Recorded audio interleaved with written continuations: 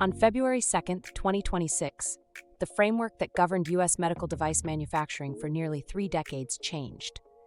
The Quality System Regulation is gone. The Quality Management System Regulation is what FDA inspects to now. The QMSR amends 21 CFR Part 820 to incorporate ISO 13485-2016 by reference. Most of the standalone subpart prose was removed and replaced with a pointer to the international standard with FDA-specific requirements layered on top. This is where LSO sits in the picture. We run sterilization validation, packaging validation, cleanroom assembly, and cleaning inside one ISO 13485 certified quality system across 3 facilities. The requirements did not disappear, they moved. Design controls now flow through Clause 7.3, process validation through 7.5.6, purchasing controls through 7.4, work environment and contamination control through 6.4.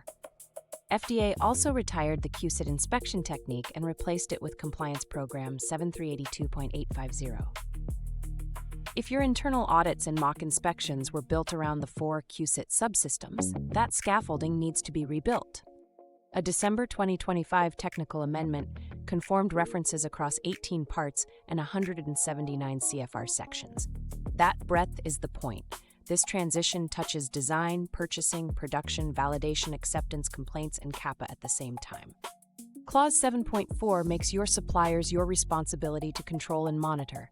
A separate sterilizer, packaging lab, contract assembler, and decontamination provider is 4 supplier files, 4 quality agreements, 4 audit cycles, and 4 places records can drift.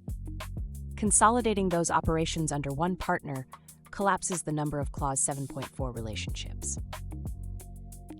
Process validation records live under one document control system, and the interface between sterilization and sterile barrier packaging is managed inside one quality system.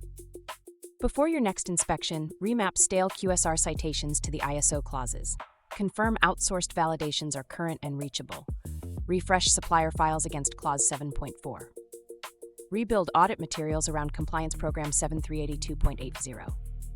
The QMSR did not invent new obligations, it relocated existing ones. Fewer disconnected supplier interfaces mean fewer places your records can drift out of alignment. If you are consolidating contract manufacturing partners as part of QMSR readiness, our team can walk through your sterilization, packaging, and assembly specs in NUT. Talk to our team.